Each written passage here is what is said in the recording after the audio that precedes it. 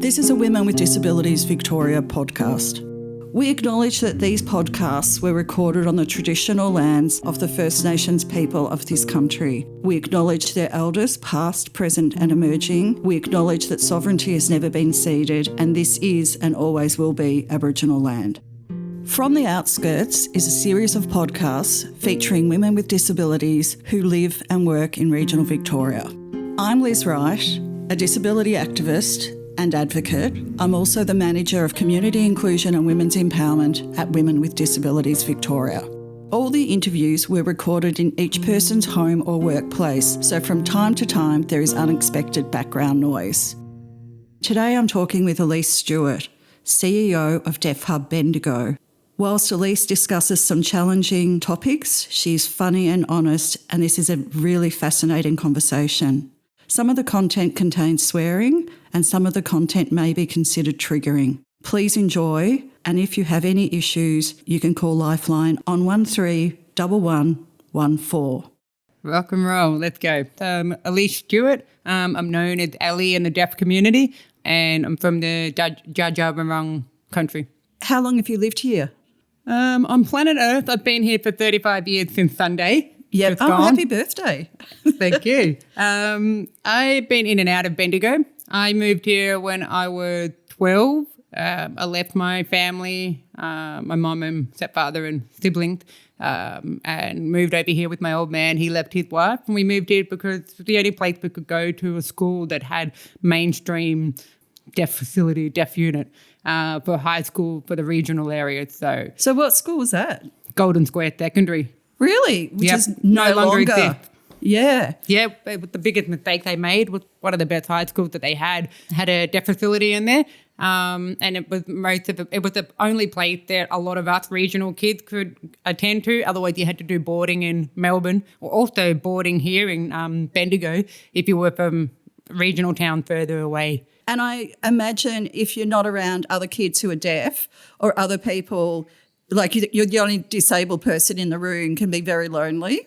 Absolutely isolating. And I mean, not even just being the only person, it's still isolating regardless being deaf. Isolation in my own family, even in my own immediate family at home, every aspect of life is still isolating. So not your family of choice, which is with your wife and children, but your family of origin you're talking about. No, family of choice as well, because everyone's hearing and I'm deaf. Okay, right.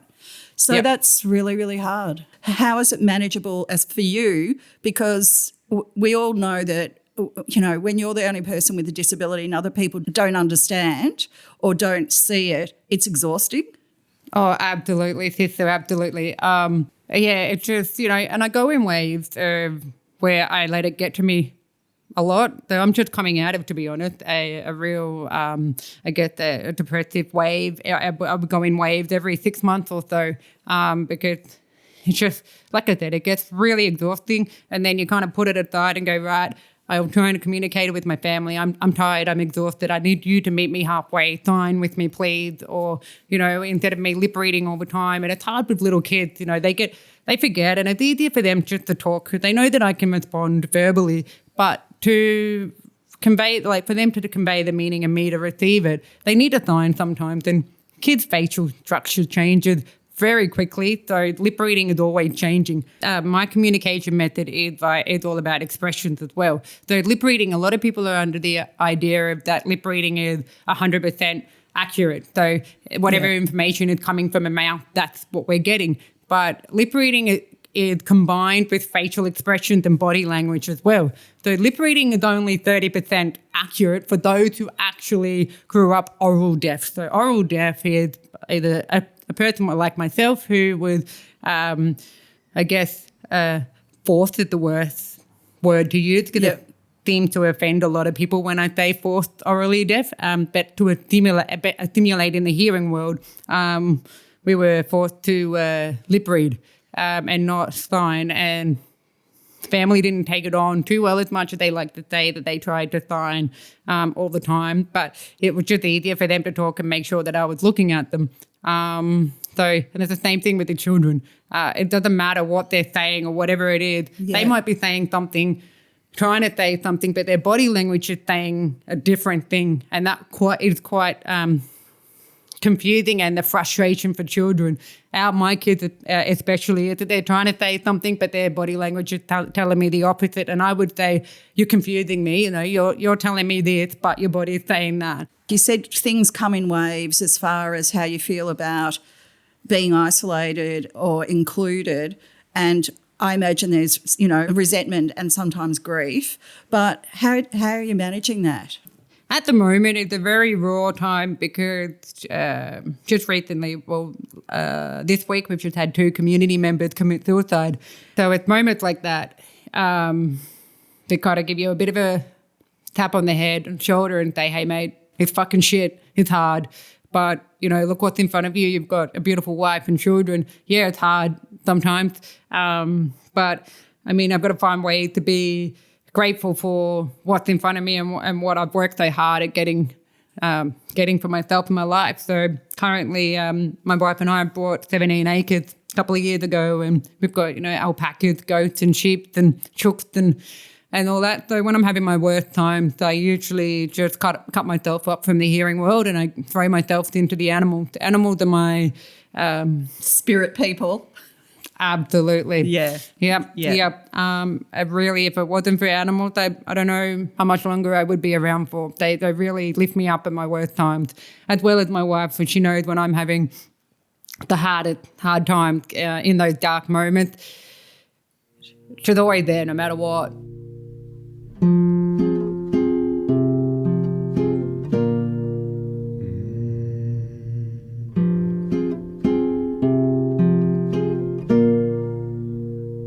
Quite often, when you're born deaf, you're the only person in the family that's deaf. If we call that generational deaf, born of a deaf to the deaf. We call them the lucky ones. And a lot of people turn around and go, why would you call them the lucky ones? And it's like, well, they've got access to communication right from get-go and identity right from get-go. But when you're the 95%, it's actually gone up to 97% now, which is where I fall into, is that we don't have identity at the start. We don't have connection right from the beginning. We do with our mom and whatever, but it's different. You're different from everyone.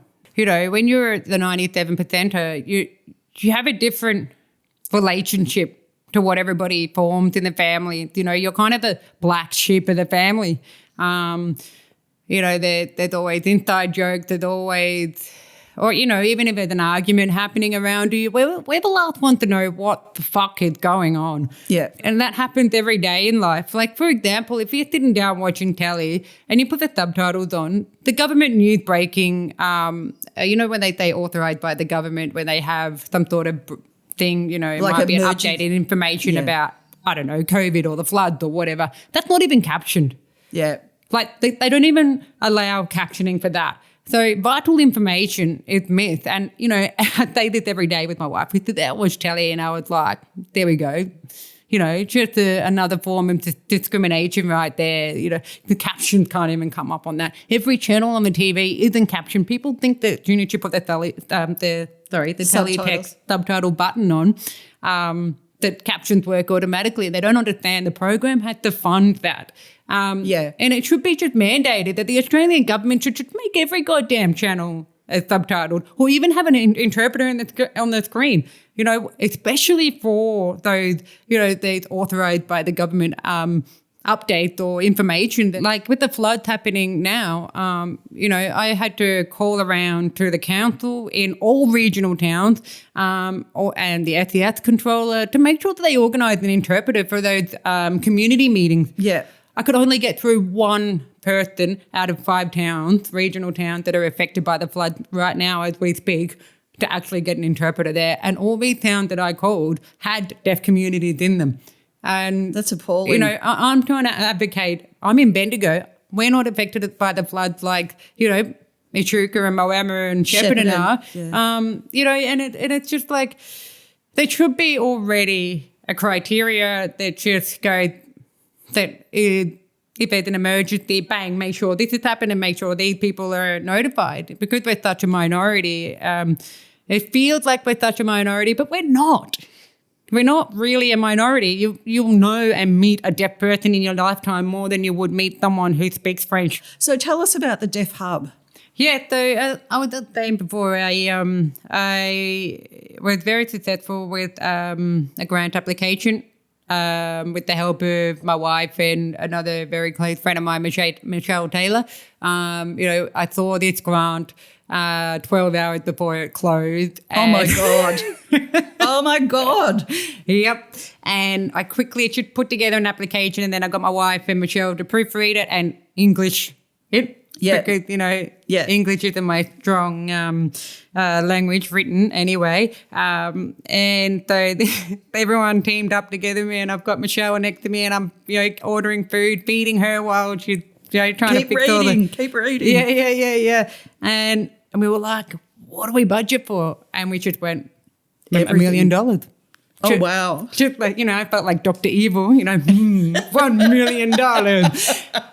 And just on a whim, just did it. And then found out we were successful. And so that was really good. And, we went through, a lot of trial and error with the auspice arrangement we had before, and I've changed your auspice contract to somebody else. It just wasn't the right fit. Yeah. And 3 years later, we're still rolling on, and we're successful to top up the funding again. For another 2 years?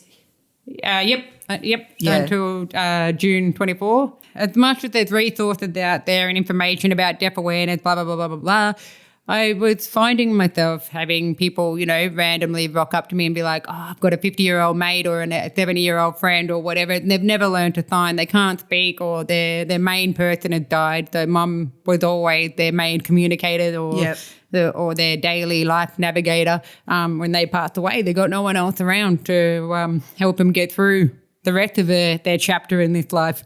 So, I was seeing a lot of that happening more and more, and wanted to, be a miracle worker and put an end to that and create a safe space for deaf people to come by and come together and have their own event or just a place to chat. I thought, there's not enough evidence out there and data, unfortunately, and research evidence of lived experience of deaf people in the region, and relationship breakdowns with families as we get older in life. And a lot of people were confused about why that was happening. So I decided to go and do a documentary.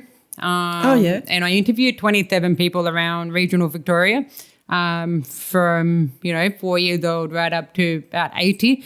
And it was never going to be a live stream documentary, but it was a Disability Royal Commission submission. Oh, wow. And I did that. And did you present it at the commission? Yep. How did that go? I got applauded, and I had a lot of people in tears, and they actually came to me from Brisbane and said, we need help translating some of these things, because I actually interviewed a refugee. That just blew my mind, more so having not even just a language barrier, but cultural barriers. Yeah. It was tenfold for them. So what happened, when I submitted all this work, there was hearing for different categories, and they were basically, asking me to guide them through translation of what the deaf people were saying, even though we had interpreters on the documentary with us.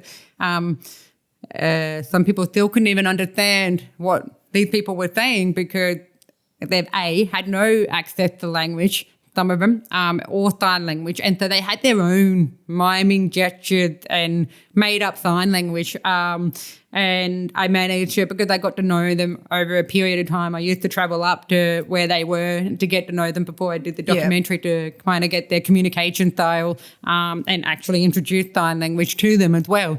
That we were able to, their world opened up because they were finally able to communicate with somebody. I guess because when you talk about languages, a lot of languages are auditory. Yeah. So this is visual. And so people who are used to auditory living, I guess, because of an auditory world we live in, their brains are developed to hear language and communication and process things a certain way. But we deaf people, special people, we process things a whole lot different. Our neural pathways have been created to communicate and process things differently from the auditory way. So I get that would be hard for a lot of people to understand that Auslan isn't a written language and it's a visual. It's just different. Yeah. So it is hard for people to grasp that, and I get that. It's different. Yeah. It's different everywhere. Even state to state, it's different. You know, for example, the sign for fruit here. So I've got my hand on my chin, and all my fingers and my palms are flat on my chin. Yeah. And so when you bring your hand down, close your fingers into your fist. Yeah. And kind of hit your chin with that. Yep. That's the sign for fruit. But over in New South Wales, that's pregnancy. Oh. I'm up the fruit. You're a fruit. You know. Yeah. So it's dialectical as well. Yeah. Of course. Yeah. So, and it's exactly the same within the Indigenous language in Victoria. We know that there's over 500 different spoken languages, dialects, right? But it's state to state. It's a little bit different, but we can pick it up. You know, when you're a visual person, a visual communicator, you can get what they're trying to say. Yeah, rub it in. But we can do tactile signs too.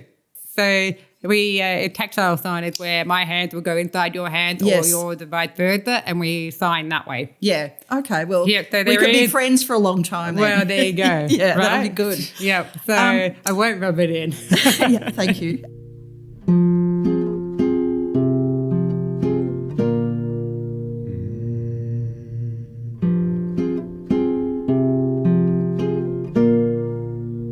So with the hub, how many members have you got and how does it operate? Look, when we first started out, I went very broad just to see and to try and identify what the needs were and what the community is wanting. And it's different for everybody. So, for example, a lot of people, particularly deaf people, will come to me for access to information for anything. So it might be contraception. Yeah. It might be how do I pay a bill? It might be I've met someone and I don't know, they're hurting me. Yeah. It's normal. It's not all bad news or it's really just giving them access and linking them to the right services. Sort of like a support coordinator, but we don't get paid to do that. Or it might be that they just want to meet another deaf person. Or it might be just that they want to sit down and talk to another deaf person for the first time and feel that commonality, not like they're an alien on this planet. Usually the first time someone meets me, the first 2 hours is them crying. But I understand, probably when people meet you, they go, oh my God, what a relief. Yeah, Here's absolutely. someone that gets me. Yeah, someone understands without having to say anything, or even to explain to their partner, why things they're not working in their relationship because of communication, or why that person thinks the way they do because of the limitations of access to information right from birth.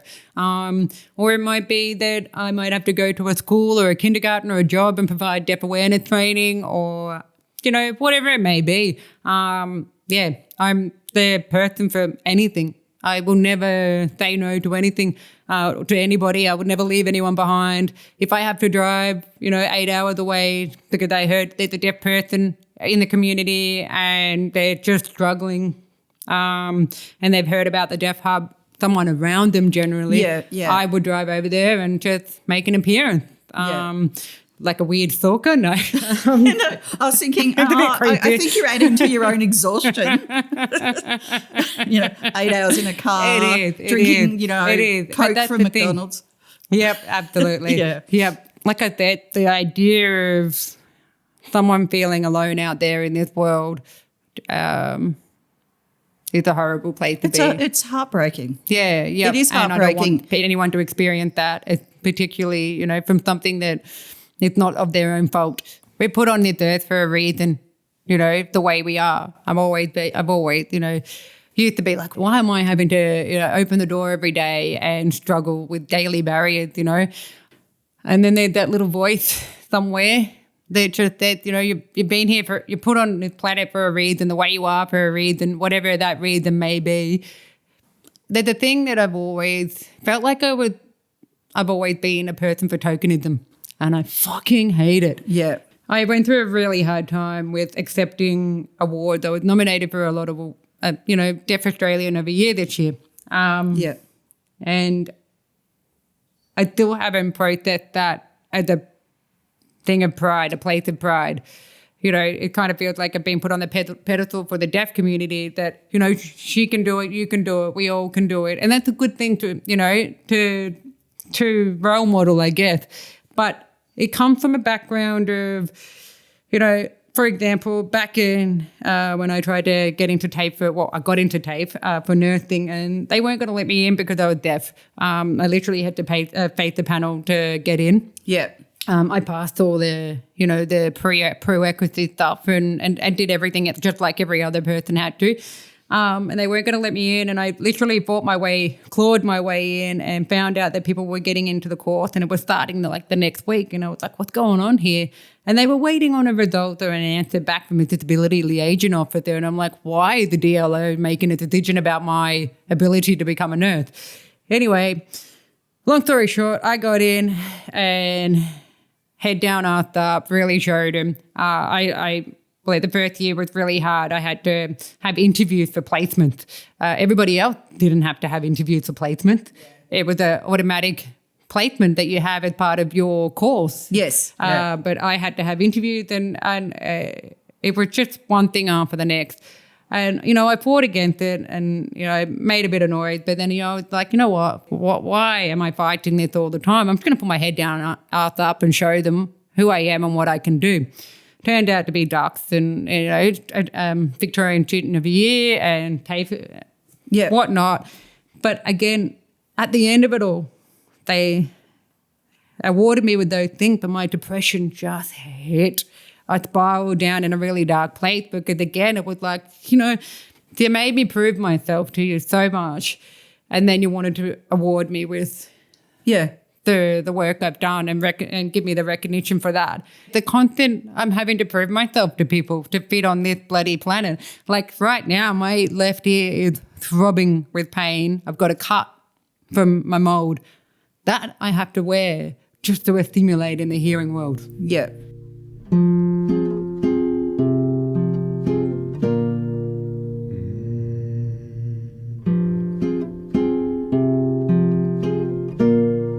Constantly us having to stimulate to make them comfortable or feel like it's okay to have us around, or, it's constant. We have to do the work. And that was why I created the Deaf Hub, so that I could have a workspace where everyone was deaf and everyone around me was signing and things like that. But as soon as you leave the Deaf Hub and go down the street or go to get your coffee up the road or get in the car to go fuel up or whatever, reality is in your face. It's an auditory world we live in. Yeah. So that was why I created the Deaf Hub for that reason. And everyone that's come to work there are too scared to go back and work in the hearing world. And so there was that pressure on me to get a lot of goddamn money and keep it going. Yeah.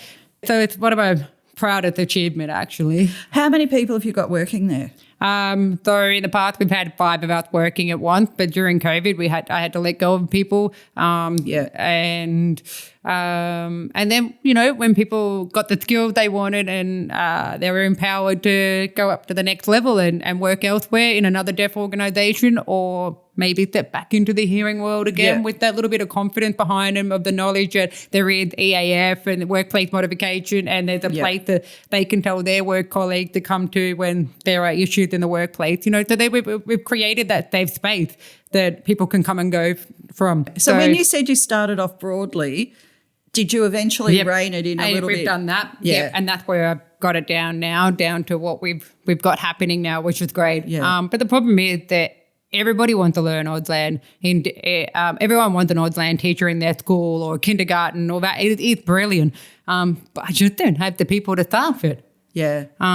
Or the people that have the skills and the qualifications to do some of the things that need to be done. There's a lot of barriers being put up for deaf people. They were excluded right from the start. So, not having access to education and language from get-go means that the demand to have Auslan qualified teachers out there now is not highly possible, because the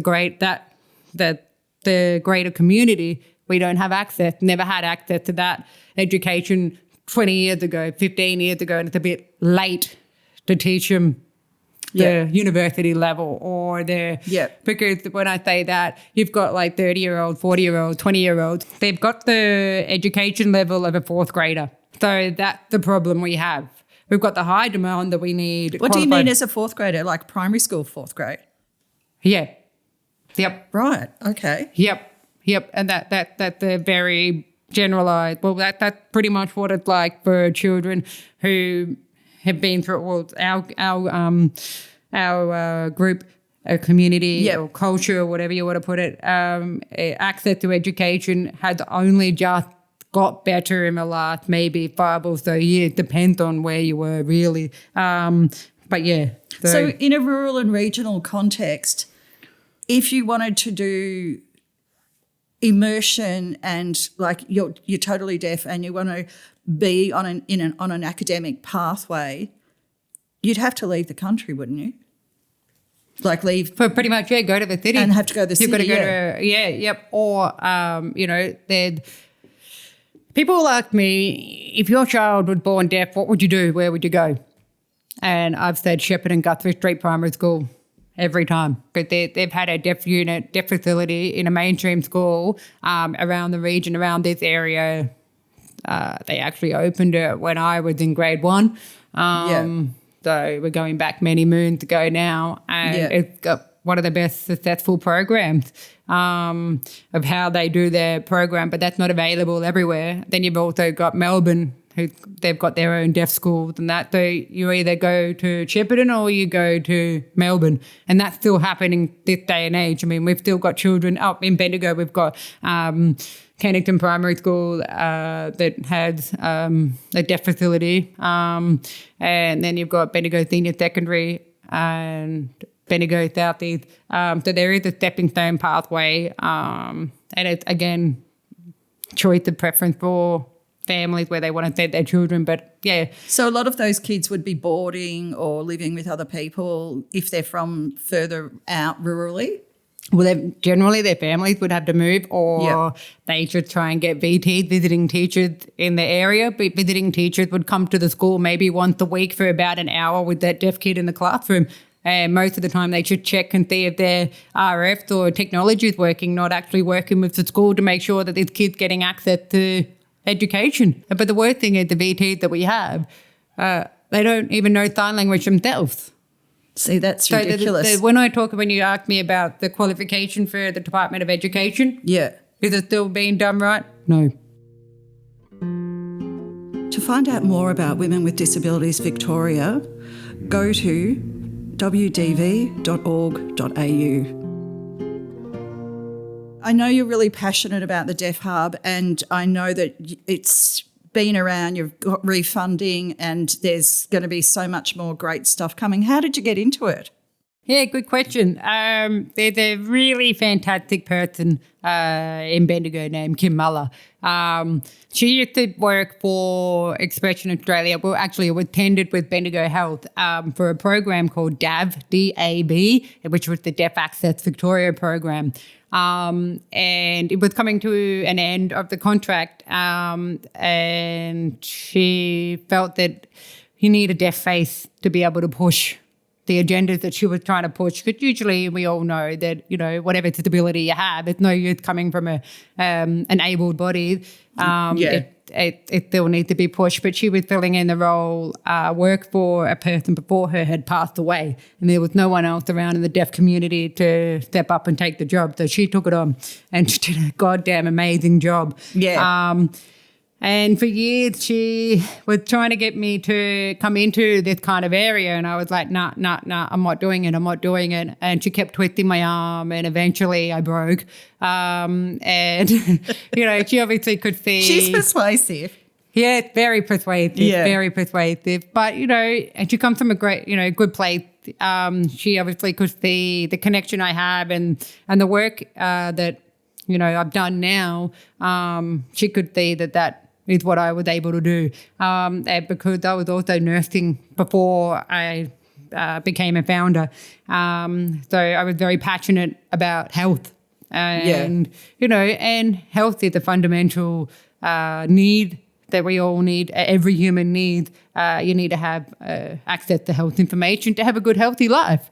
And she could see that there was a big gap in that. So we teamed up together to make health information accessible for deaf people. So we did we actually did a video production together, a deaf person's journey and mental health, what happens when they come into the mental health area at the hospital. Yeah. And unfortunately, it still happens to this day. And so we created a really good video, and she managed to get me into this area. What are you going to do if you want to have a change in direction? And how are you going to feel about leaving something you've established if you choose to do that? Well, funny you say that. For a long time I was like, I'm never leaving this. This is my baby. We've finally got a place for our people. But like I said in the beginning, because when I set this up in the start, it was done at a very broad range, and we've got now a direction we want to go. But I burnt myself out very quickly. I had people calling me from Mildura, Echuca, even Queensland. I have mothers calling me from there to advocate for them, for their children themselves and all that. I'm kind of like the one person for it feels like a million people, and I don't have a team to bounce that around with or a mentor or anyone. So it's really burnt me out quick. And I am changing my career at the moment only because I had a spinal surgery done this year and got my body back. Yeah. And I'm not an 80-year-old body anymore. I'm back at a 35-year-old woman, and I'm actually becoming an apprentice in solar electrician in solar panels. Wow. So, I'm doing that actually part-time right now, as well as managing the hub. And I'm so excited, but also nervous to see whoever takes over. Well, I still will be the chair of this. Yes. I still will be volunteering my time around it and supporting the people that do take over. I will still be here, and I will still be a role model. Yeah. I don't know any deaf female electricians. No. I'm still going to be part of the role model program that the Deaf Hub has for our children out there that we go to. You're going to be my electrician. Exactly. Yeah. You're an electrician and everyone else is an electrician, right? Yeah. And I hope more girls get on board about wearing a tradie belt and get out there, and deaf girls especially, and deaf boys as well. And that's the big issue that we have, is that anybody that's deaf in the trade world or any job, it's hard. Because everyone's talking and you're on the roof, they're inside the roof, sitting together, having a lunch break or whatever. You miss out on everything. You miss out on all the jokes. You miss out on the laughter. You can't keep up with everything. So quite often a lot of deaf people will work for a while and then they go on the disability pension because it's too hard. It's just so hard to fit in. So, part of me having a lot of different careers is to show people that any deaf person, you can be whatever.